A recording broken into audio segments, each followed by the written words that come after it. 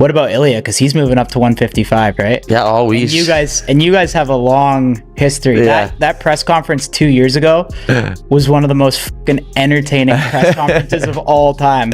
Your chirps, like calling him like a fucking chorizo sausage and shit.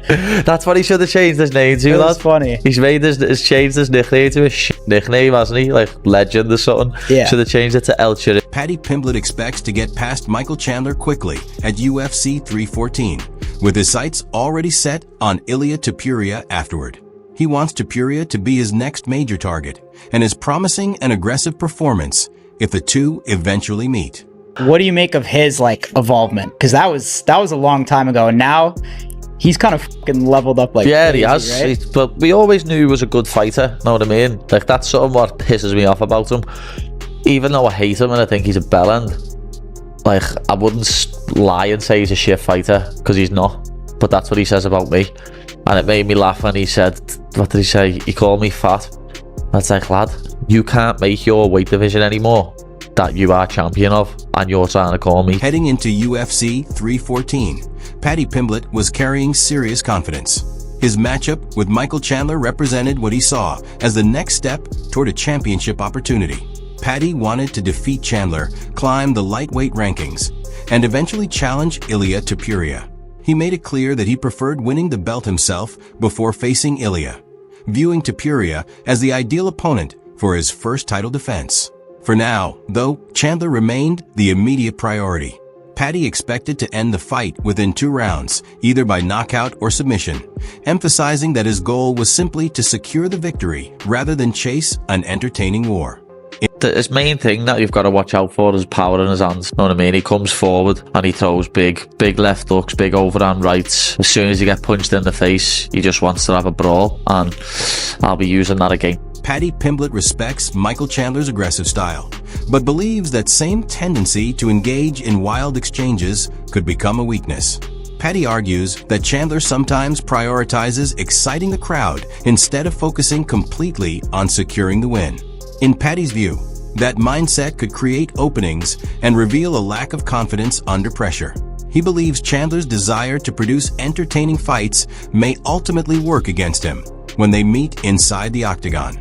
I've already visualized knocking out Paddy Pimblett. A couple of the call-outs, a couple of things I'm going to say. First round would be great. I think I'm going to put a pace and a presence on him that he's never felt before. Now, we'll see if does he sink or he swims. I think just because there's been an absence of strength of schedule in his career thus far doesn't mean there's a presence of cowardice. You know, he could be tougher than we think he is. We'll find out. But April 12th, Miami, Florida, UFC 314, we do find out if he sinks or swims. But knock him out first round.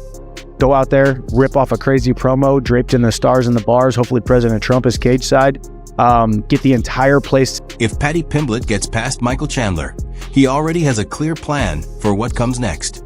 He has mentioned potential fights with Charles Oliveira, Justin Gaethje, or Arman Tsarukyan as the kind of challenges he believes could put him in position for a title opportunity.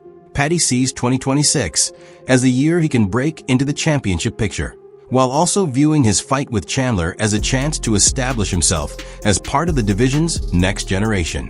Chandler, however, brings extensive experience against elite lightweight competition and has faced names such as Dustin Poirier, Justin Gaethje, and Charles Oliveira. Despite recent setbacks, Chandler remains dangerous and knows that beating Paddy could put his own title ambitions back on track. How good is he? I think he's got great belief in himself, which is, I think, the most important thing in this sport. When it comes to physical attributes, power in his hands, ability to finish a fight at all times, great in all positions, I don't think he's there in a lot of ways. I believe I'm going to put a pressure on him. I believe he will know right away within the first exchange he's not stepping into the octagon with Bobby Green, with Tony Ferguson, with some of these guys that he has fought. It's just a different level. And I still believe where I'm at, it's a bad matchup stylistically for him. That first time he gets hit by one of the toughest punchers in the UFC lightweight division, which he has not faced yet, it's going to be a different feeling. It's going to be a different speed. It's going to be a different ferocity that he hasn't felt before. And as I said, I think Paddy's still got a bright future. I think Paddy will always be a fan favorite, but I do believe he's got some momentum right now. And the Paddy train stops in Miami, and he's going to have to go back to the drawing board. And he's great dude. And but I plan on landing some big punches and finishing him early. Michael Chandler is treating the matchup with Paddy Pimblett as a serious challenge. He recognizes Paddy's skills and believes the fight carries major consequences for his own championship ambitions. With his experience against elite lightweights and former champions, Chandler feels he has the advantage in high-pressure situations. Chandler also questions the level of competition Paddy has faced so far. While Paddy remains unbeaten in the UFC, Chandler believes his own battles with top contenders have prepared him for a tougher test.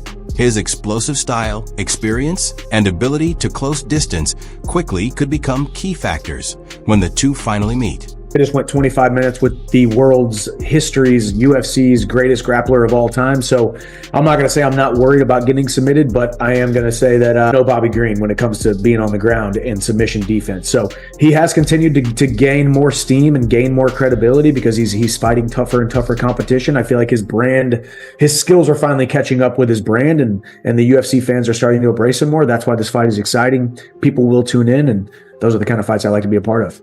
Former middleweight champion Robert Whittaker sees Paddy Pimblett as the likely winner against Michael Chandler. He believes Chandler's explosive opening could cause problems early, but expects his pace to decline as the fight continues. Whittaker also points to Paddy's submission ability as a potential difference maker, especially if Chandler becomes careless with his takedowns. His prediction is that Paddy will take control through sustained pressure and could even find a submission late. Sean O'Malley also recognized the matchup as an intriguing one, highlighting Chandler's experience and power alongside Paddy's rapid rise. In his view, whoever wins could take a major step toward the lightweight title picture. Michael Chandler, I can't you want wait. to pull those fights up? Yeah, I got him right here. Paddy versus Michael Chandler, such an interesting fight. Michael Chandler is such a gangster for taking that fight. I mean, it's just like it's a good. If he beats Paddy, that's still a big win. And maybe not in some people's eyes, but Paddy's fucking skilled. The way what he did to Paddy's Bobby got it. Green was super. And he's confident. Like, yeah, it's going to be. It's a big fight. Michael Chandler's a beast for taking that fight. Paddy's a beast. That's Paddy. What he wants to do is climb the rankings. I think that fight makes so much sense. I don't know who wins either. It's going to be. I feel like it's going to be very. UFC 314 represents a major turning point for both Paddy Pimblett and Michael Chandler. Paddy has the opportunity to prove he belongs among the lightweight elite, while Chandler needs a victory to keep his championship ambitions alive. With so much at stake, the result could significantly shape the next chapter of both fighters' careers. What he saw as the next step toward a championship opportunity. Paddy wanted to defeat Chandler, climb the lightweight rankings, and eventually challenge Ilia Topuria. He made it clear that he preferred winning the belt himself before facing